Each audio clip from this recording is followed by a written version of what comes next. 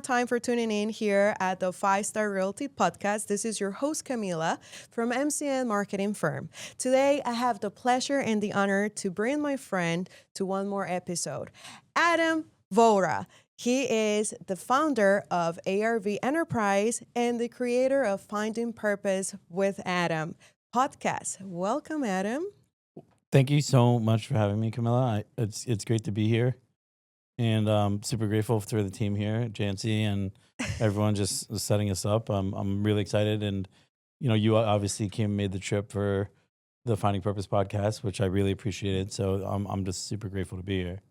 Thank you. We appreciate the drive all the way from Fairfield. Yeah, and I'm super excited to have you here because now I have the chance to get to know you a little bit more and be the one asking the questions and be nosy. If you don't know yet, Adam is also immigrated when he was little. And we would like to talk a little bit about your journey. Obviously, you've been in the States for quite a bit now. Your family's here. But I would like the audience to truly know the behind the scenes of your early beginnings. So take us back to when you were back home. Where is back home? Well, so my dad is Indian and my mom is Persian. I was born in India. I was actually brought here when I was a very young child. I was 5 months old. So this is really the only life I live. But I know. But living in a multicultural house, was a little different. I mean, mom was Persian Jewish. My dad was Indian, and it was different, obviously, because my dad at that point had already adopted my mom's family, because my mom's family was all based here in the United States, and my dad's family still is all in India. So for me, it was really more about just kind of embracing. I was raised very Jewish growing up. Wow. Like my we celebrated all of the holidays. I went to a Jewish day school from kindergarten through five.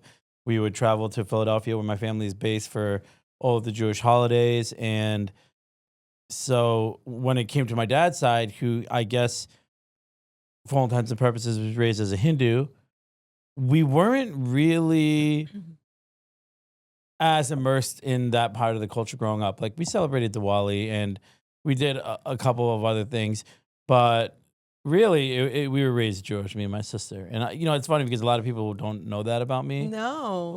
But this is fascinating. You didn't know that? No. Yeah. Of course, I read your biography, but I want to know who is truly behind your name. Yeah. So my name is Indian, and my middle name is Raju Kush, which is the R. And then my parents wanted to name me and my sister names that people wouldn't give nicknames to, which is why I am named Adam, because it's very hard to give a nickname to. And my sister's name is Amber. So that's something that, originally my name was Raju Kush Vohra, and then they changed my name. I officially got my name changed when I was like 13. Like, legally, my name was Raju Kush Vohra, like, all growing up. And I only knew that because when we would travel internationally, that's what it would say on my passport. And but everyone would call me Adam because that's how I enrolled in schools. Yeah. But I think I was 13 when we officially changed my first name to Adam. I wouldn't think you're from India. Yeah. Because first of all, Adam, is very Americanized and zero accent, and the way you carry yourself, I'm like, wow. Really? Yeah. That's so funny. It was beautiful to know that, that you have this beautiful background. Yeah. Not everyone knows about it, and thank you for sharing it. Adam, what is one word that captures your journey so far? Resilient, I would say. Resilient. I think when I was going through everything, you don't really feel like you overcome a lot because you're just kind of living and bumping along. But in reflection, it's been a pretty resilient journey. And I think that now people would look at it and say that, but there was probably points during the journey they wouldn't. They would probably brand it as disappointing, given some choices I had made in the past, or wasting potential. Those are things that had been, previously attributed to me given the choices that I had been making. But, I overcame a lot to be where I am now. So I would brand it as resilient. Do you had to go through any type of bullying where you went in school systems here? It's funny because, yeah, if I really was to reflect back, I was always different. I mean, I went to a Jewish day school, from K through 5. So I always looked different. I mean, I'm brown, obviously. And that always subconsciously played a role. I would never say that I was a victim of racism Mm-hmm. in that sense, but kids can be mean when people are different. Absolutely. And in hindsight, yeah, I experienced it. In hindsight, it did affect me, right? But when I think of actually how I responded because of that just feeling of being different Mm-hmm. and that recognition of just that, I'm not like everybody else, in some phases of my life, I really just isolated and kind of moved to the backdrop. And in other phases of my life, I tried too hard to fit in or Mm-hmm. did things to attract attention to give me validation. So throughout different phases of my life, during those periods of time where either I was quote unquote bullied or was Mm-hmm. hyper conscious of the fact that I was different, Mm-hmm. I reacted very differently, which is kind of crazy now that I really think about it. Like, And oh, that sorry. is, and that obviously has to do a lot of resilience. Going through that chapter, beginning of coming to America. How old were you? I was like 5 months old. 5 months Yeah, so I was a old. baby. Oh, you were a Yeah, baby. So okay, so yeah, you experienced, the whole college and I mean school system here in yeah. America. Wow. And do you had problems with the English at all? And I'm curious because when I got here, I was 12 and I was bullied because obviously my accent, like they knew I wasn't Yeah. from here. Not really. It's funny because I think I had more issues in the fact that the traditions of my family were even different than other traditional Jewish families Mm. because my parents were Sephardic Jews and Ashkenazi Jews have different traditions. Sephardic Jews are a little louder. They're Persian, so Persians are super loud. I'm super connected with my Persian side of the family because that's the one that I was around really growing up.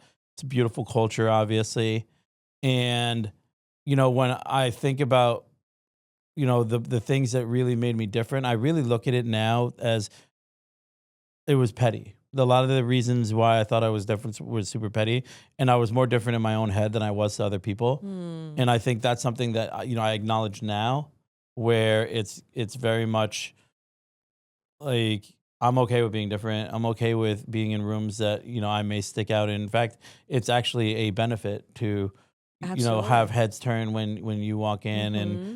eyebrows raised. That's fine. I embrace that now. I love that. You know. I love that. When do you find out or when do you realize what stage in your life you realize like it's okay to be different? It's okay to be to talk different or to think different and allow yourself to give yourself happiness in being okay with your own body. I mean, I think it was very recently. Within the past 3 years. Like that's really when I embraced who I am and became comfortable in my own skin and was unafraid to just express myself the way I want to express myself, fear of judgment, because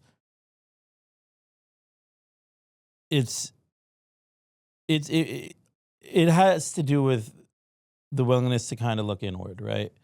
And up until the last 3 years, I wasn't looking very inward when it came to circumstances, when it came to situations that I put myself in. I would always first thing would be to blame others, Hmm. and so when it came down to just like the acceptance of life as it comes and just working with what's given to you, that's really a mentality that I really adopted over the past 3 years and very relative to my recovery journey because we just kind of highlighted all the things that I did to try to fit in.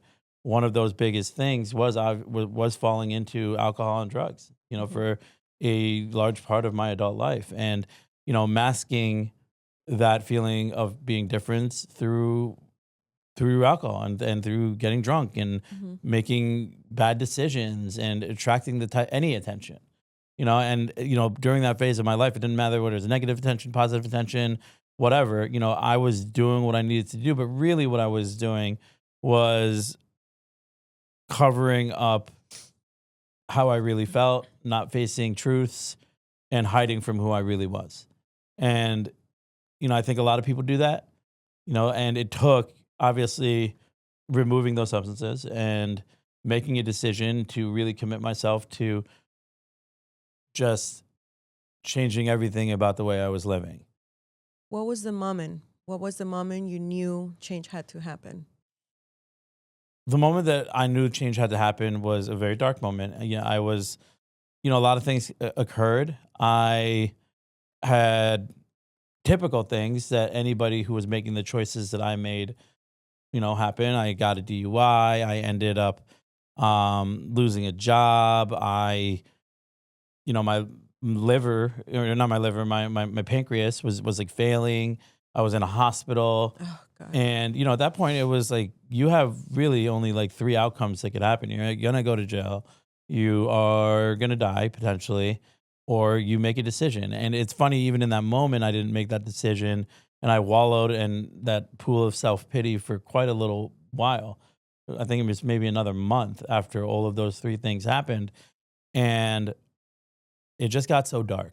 And once it gets really as dark as it did, Like you hit bottom. I hit bottom. And once it got that dark, the only thing you could do is something that was so unnatural to me is ask for help. And I called a friend and I asked her for help. And she kind of vetted me a little bit because this wasn't the first time. I'd had a pattern of really, when things got really bad, pretending that I wanted help, waiting for things to get better. Once they got better, revert back to the same decision making. That was a pattern that ran my life for, close to a decade, maybe Mhm. even more. So she was very wary. And, finally I was like, listen, yeah, this is it. And, she helped me. And, she took me to a safe space and she helped provide me with the tools necessary for me to kind of Mhm. start this journey. And, that's the one thing, if I want to like really lean into in this podcast and in this conversation is it's okay to ask for help. I think there's a lot of people who are stuck in certain cycles and they don't ask for help, whether it's professional, whether it's personal, whether it's regarding your family. And at the end of the day, it's okay to raise your hand and say, hey, listen, I don't know how to navigate this obstacle right now. Oh my God. And you do. So, what are the tools? And so many people let their ego stand in the way of doing that. And at that point, during those moments, I didn't have an ego anymore. Like I had no right to have an ego. Mm. And it's kind of crazy because even in like dark moments in the past, I'd still think for some reason that I'm invincible or I'm qualified to get myself out of these. And, at the end of the day, my best thinking had gotten me to that point. So, it was important to kind of just surrender. You said it. Yeah. Surrendered. Yeah. You had no choice. You hit bottom. You surrendered. Your body was not doing good. Your spirit was not doing good. And it takes courage, people, to be sitting here and talking about this. And I appreciate it so much, Adam. Yeah. If you don't tell me this, like I wouldn't ever imagine you went through such um, situations in life. Oh, yeah. But that has shaped you, the amazing man you are, Thank you. right? And I think out of all the situations, we have to take the best lessons. What was one of the biggest truth you found about yourself after this change? That's a really good question. People always say that when When they need to think. when they need to think, and I've noticed that when I interview people on my podcast, and they Yeah. say that's a really good question, and I'm like, you have no idea how you're going to answer that, and repeat the question, please. What's the biggest truth that you found about yourself after you changed and did recovery? The biggest truth that I found out was that I can't do it alone. I can't do life alone. I can't grow my business alone. I can't grow in my recovery alone. I can't, there's not much we can do alone, you know? And for me, on the recovery side, I'm a firm believer the connection is the opposite of addiction. That the more people that I connect with that are like minded, both in the recovery space and in the business space, who want the same thing, which is usually growth, which is usually more knowledge, Mm-hmm. which is mutual collaboration, which is a positive mindset. The more people I connect with who have those qualities, A, the safer I am from my addiction, right? Which is important because that's the foundation of any growth for me. Mm-hmm. But also, the more likely I am to succeed in the long term, which is why I lean into relationships like me and you have. You know, when I met you, you blew me away with the way you carried yourself. I could see the ambition in your eyes, Thank you. and I could tell that you worked hard. And if those aren't three qualities that I want to have in any friend, then that's what I look for in the people. And it's a stark contrast to what I was looking for with the people I connected with in the past. In the past, it was very transactional. It's like, hey, like, you want to go to the bar? Mm-hmm. Do you want to, what was important to me then starkly contrasted with what is important to me now. So for you know, the thing that I learned and I will always lean into is connection is the key to success, and it's the key to growth, and it's just, I believe, the key to happiness. I love that. I love the fact that you're mentioning, hey, we can all be successful, but we cannot do it alone. Yeah. And not many people are um, conscious of, hey, you've been through what you've been through. Yes, alone, probably. But the success, once we reach a certain point of what we think is success, we have to look back and say, geez, I got help from Adam. I got help from Jancy. And we don't reward these people. We don't give them credit enough. And I think that is so beautiful that you're sharing that because you're coming from luxury restaurants, fine Yeah. dining, and you're doing a transaction. What kept you pushing forward, coming from the restaurant industry to what you are now? The restaurant industry is a different animal, right? And for me, obviously, I was working in it during active addiction, and if there's vice, there's vice, right? But there's a lot of tools that I built from the restaurant industry that translate well into any business. And working in the restaurant industry for much of my adult life, there's, the main ones being the ability to multitask, Mm-hmm. communication, sales, conflict resolution, networking. Those five skills you learn in a restaurant industry, and without even knowing that you're learning them, which is a really cool thing. And for me, I mean, that's how we connected. I mean, I Yeah. still work in a restaurant part time in Trumbull, Connecticut, and at the end of the day, I'm so grateful for the experience that I've had in the restaurant industry because also during that period of time, I was able to meet so many different people from all different walks of life. I started working in the restaurant industry. I worked at a Buffalo Wild Wings in Danbury. That was really like my first real restaurant job. It was, and that was a great experience. And I hustled there and we made great money and we partied hard. I was young. And eventually, I would work my way up to more higher end places. I worked at Mm-hmm. steakhouses. I worked at luxury places in Rowayton, and as my career in the restaurant industry evolved, then the people who I met also, kind of matured as well as I worked up to a high scale market, and I love the fact that I've developed so many different, relationships with people, throughout Fairfield County, like, which is crazy. But the skill set that you use during the restaurant, like in restaurants, is invaluable. Like it translates well, so well into entrepreneurship. And I remember, I used to have restaurant managers who'd be like, "Your section is your business. Like it's Yeah, own your yeah, yeah, own yeah, your yeah. own business. You're running your own business." And as corny as it sounded in the moment when they would tell you that, like they were right. Yeah. And you take that same mentality that you did with, your section and developing regulars, which are at the end of the day recurring clients for any business Mm-hmm. that you're doing. And that's the recipe in a very micro scale to how you can apply it towards a business. I did restaurants Did too. you? Yeah. Mexican restaurants. Nice. I was doing guacamole Yeah. in the The tables. tables like walk. That's my shit. I love. Oh, sorry about it, Chris. And I had no clue Yeah. how to do guacamole because in my country, Colombia, we eat the avocado straight with salt and lemon. And I tell you that working in restaurants, you are absolutely right. It shaped me in a way of being aware, right? Because it sells and they teach you, hey, we have specials, that's an Yeah. upsell, cocktails, wines. And I worked myself up as you did. But it's beautiful how the restaurants teach you so much. Well, But, one big thing people also need to understand is a tip is a commission. A tip is uh-huh. commission Yep. determined on how good you do your job. Mm-hmm. And if you think about it, like any other sales job where the commissions are fixed, right? Yep. You really have a lot of power over how much you make when you're working in the restaurant industry.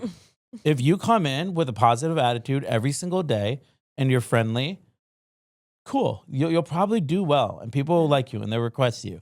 But if you come in with a piss poor attitude and you bring some drama from outside in and you wear it on your face, it'll be reflective in how much you make. Yep. And I think that's so important when you translate that into entrepreneurship and you translate that into any business. You wear your mood and you bring negativity into your workplace, it's going to reflect on your work. Your clients are going to be able to read it, whether it's on a phone, on a Zoom, in person. But if you come in with a positive attitude and a let's get after this mindset every single day, then they'll also read that energy too. I'm a firm believer in energy. So that's something I've learned. And I'm not perfect at it. There are some days I'm just like, Like everyone, yeah. but I do see it ripple throughout my day, right?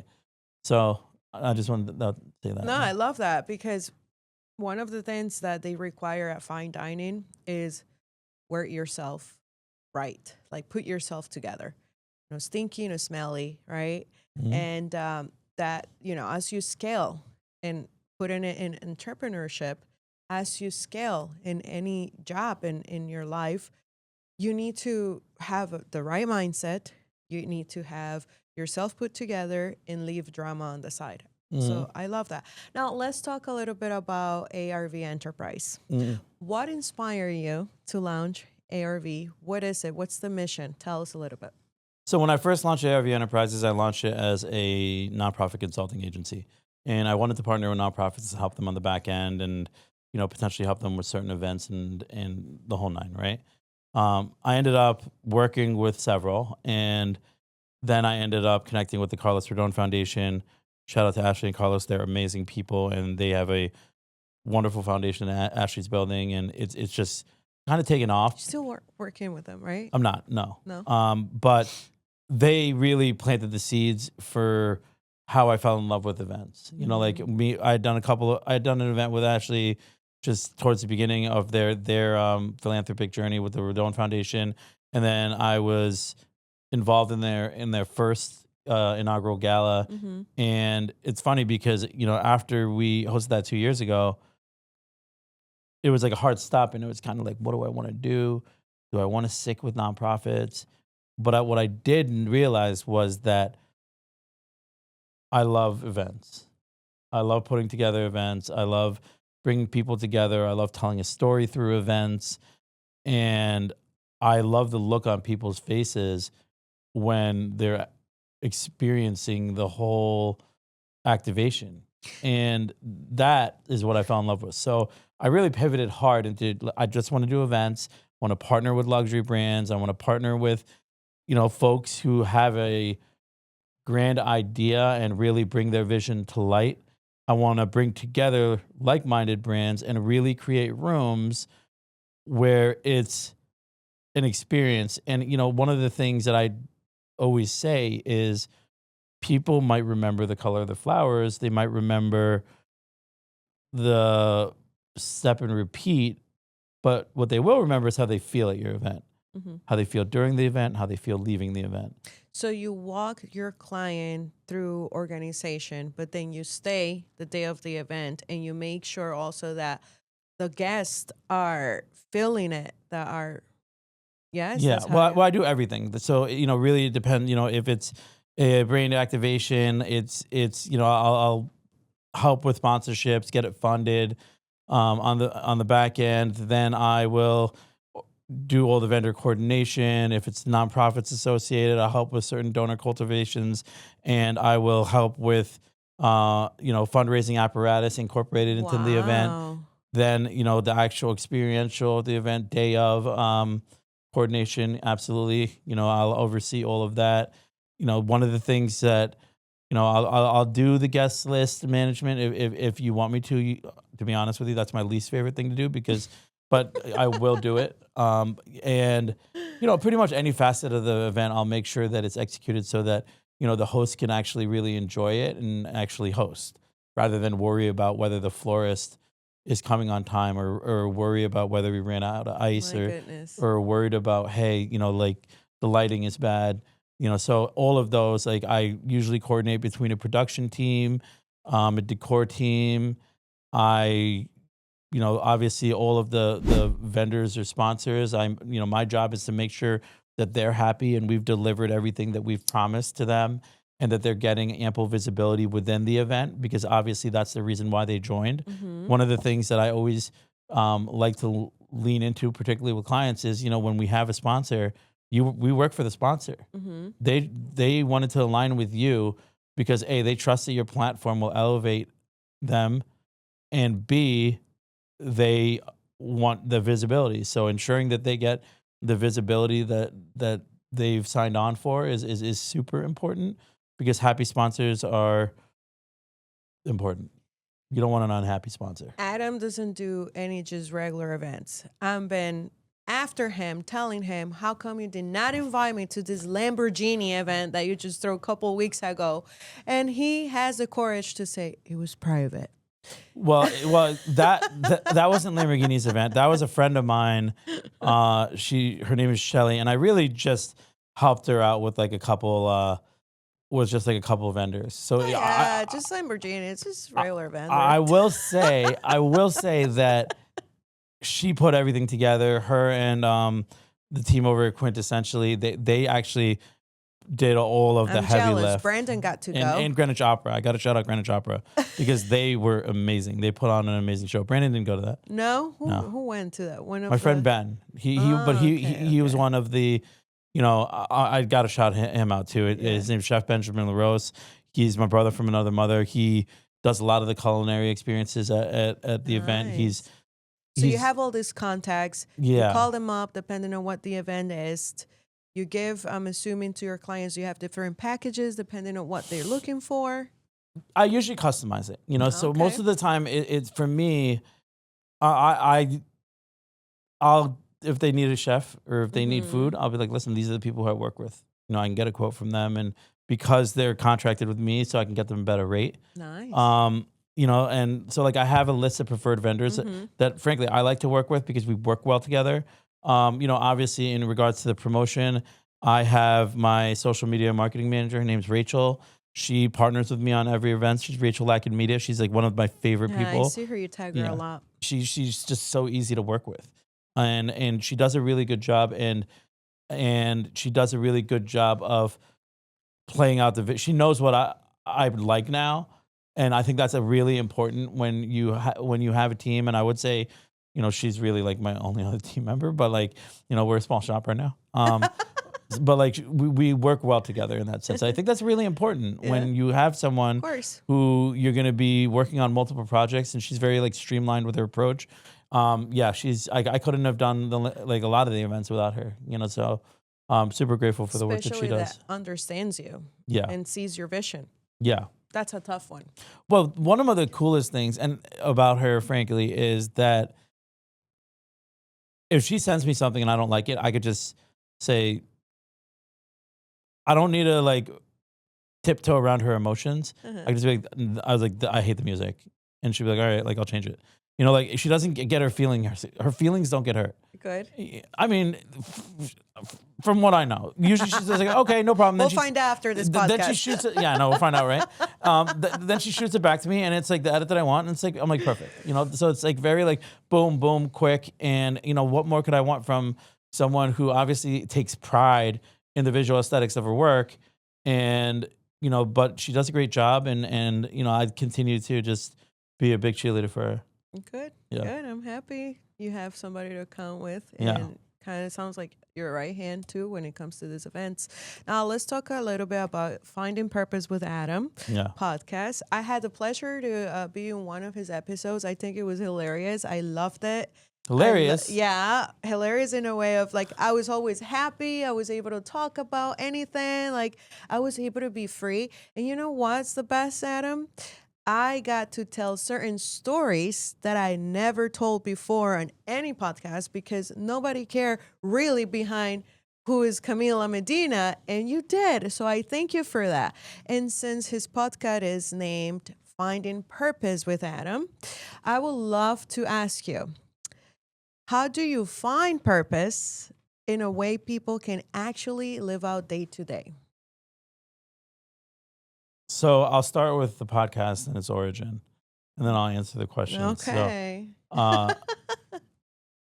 So the podcast was really actually inspired after I shortly after I met Brandon, and by shortly I mean like roughly a year after. Brandon Gadors. I mean, shout out to Brandon Gador. It's a Warm Heart Life, obviously.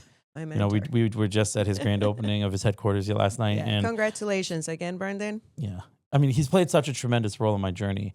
And, you know, Rob introduced me to Rob Tracy. He introduced me to Brandon. I ended up doing a speaker school with him. It was in Chicago. And that was one of the most life shifting experiences for me because it was the first time that I ever shared some vulnerable parts of my story. You know, sharing that me and my sister. And Brandon pushes you. Like, let me tell you, in a good way. Well, he didn't push me there so much because he didn't know what I was going to say. So I'm building this like emotional speech, really just pulling, you know, the covers off of a lot of things that I harbored a lot of shame to, right? Like my addiction story, the passing of my mother, the suicide of a best friend. And I'm telling these stories to a group of strangers, right? And at the end of it, everyone's just like, oh my God, that was amazing. And I'm like, I didn't think that's amazing because I've held a lot of shame to these stories.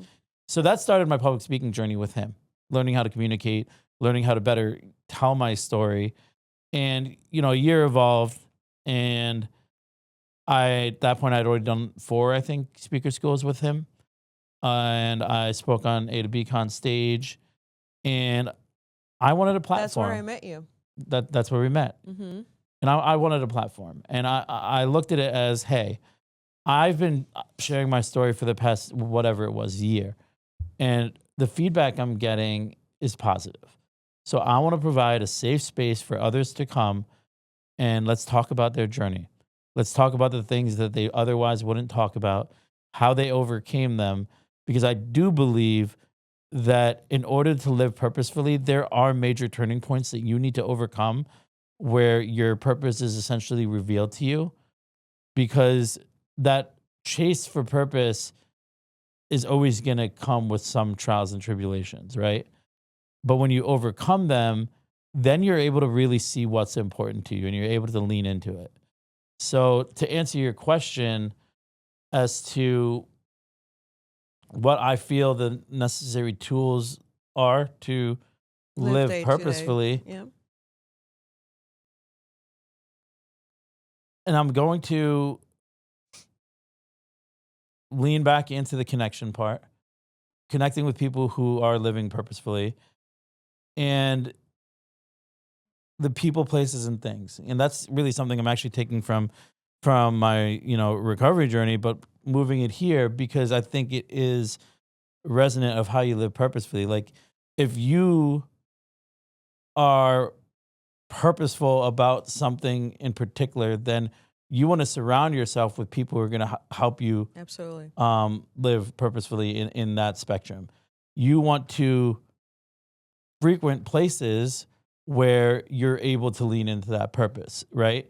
And the things and the habits and the different choices that you make along the way all have to be with that purpose as that North Star. Mm-hmm. So for me, there was a monumental shift when I started living purposefully because the people, places, and the things that interested me were completely different.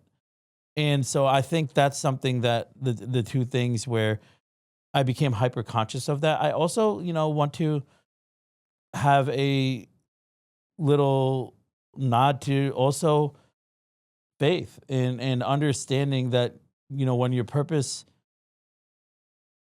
is revealed to you, that's a work of God.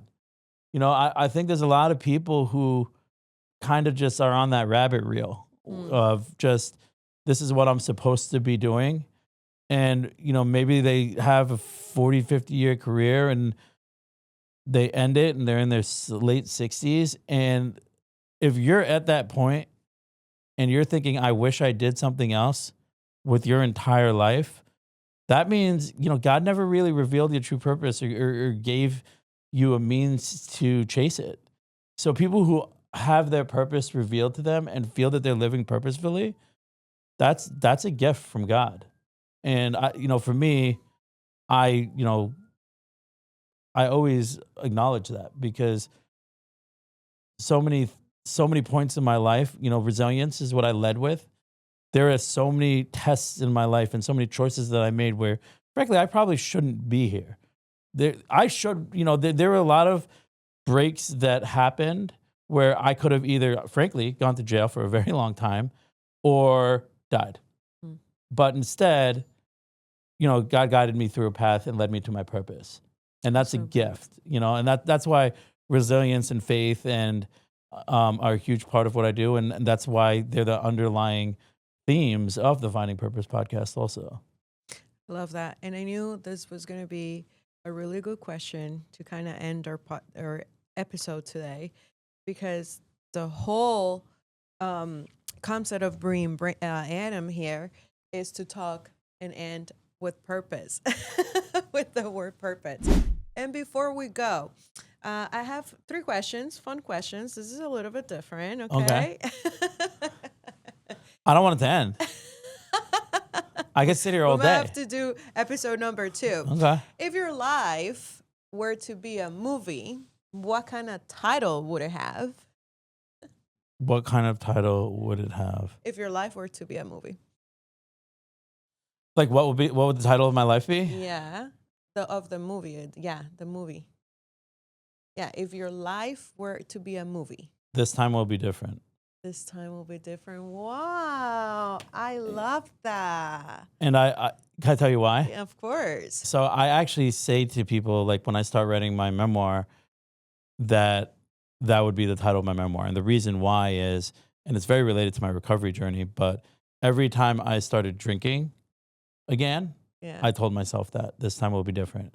And every time I got sober, I told myself that this time would be different. And by the grace of God, this time has been different. Yes. So that would be the title. Yeah. I love that. Good question. See? Now, if you had the opportunity to have dinner with 3 people, whether they're alive or dead, who would they be? Barack Obama. I think he's cool. Okay. I think he's cool, and he's met a lot of people, and he's super chill. He'd probably be the first. I mean, you don't have to be famous, but 2 more. 2 more. I would like to meet my paternal grandfather. I was young, so, I think he died when I was like 3. Oh. But as I uncover stories with my dad, as me and him deepen our relationship, I understand a little bit why my dad moves the way that he does. But I'd love to sit down with him and really just, pick his brain, because I've, never really knew him, right? Yeah. And Number 3,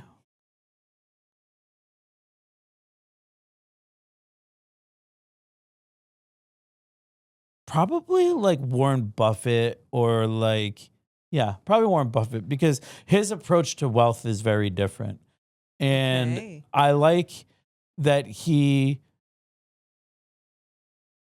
in a way, plays it safe, but but he does take risks and they're very calculated.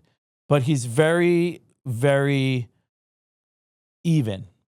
And I think when in a wealth culture where everyone's jamming down your throat to like Mm. take the biggest risk or do this and Mm-hmm. that, the way Warren Buffett has just built his empire with BH, like is remarkable.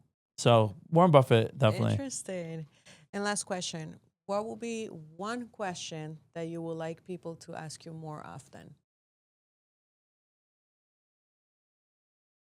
Hmm, that's a good question.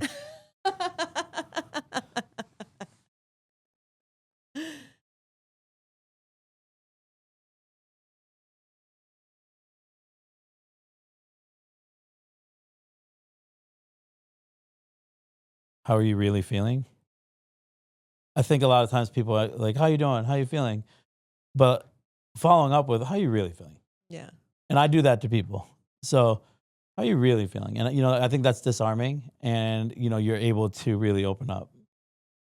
That's kind of a corny one, but I'm gonna go with that, I guess. no, How you really it's feeling? how you're really feeling. Like people are, hey, how are you? And I need this, and that, and they don't really People give ask you surface like, level yeah, questions to those things, of but if you course. look someone in the eye and you're like, "How you really feeling?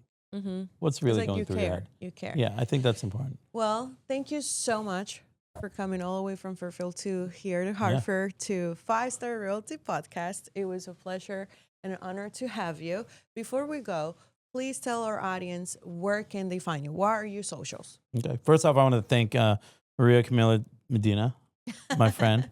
And I want to thank the team over here at Five Star Realty, Jancy, for just doing a great job. It's just kind of a pleasure to meet all of you guys. But super grateful to be here. And if anybody wants to reach out, feel free to reach out to me on Instagram at Adam Vohra, ADAMVOHRA _ on Instagram. You can also reach me at adamvora.com. Feel free to also just go to my website, adamvora.com. You'll see my the event management if you're looking for an event. I also do coaching, and help people kind of reach that level and lean into the purpose. And obviously, the Finding Purpose podcast, you can access there, both the YouTube and Spotify links. And I'm super grateful for this experience, and I'm excited to see what you have coming up. Any events that we should know about coming up? I do have a couple major announcements coming up this month. So Okay, I do encourage everyone to follow me so that they have a chance to see them. I am not perfect. at liberty to announce them yet. My Okay. apologies. No problem. Yeah. But it's good to Yeah. know that you're having, he always have events coming up. So yes, it's true. Follow him and check out his media. Thank you, Adam, one more time from the bottom of my heart and from all of our team here at Five Star. Thank you for being here. And thank you for tuning in one more time. And if you like this episode, please like, comment, and share. Until next time.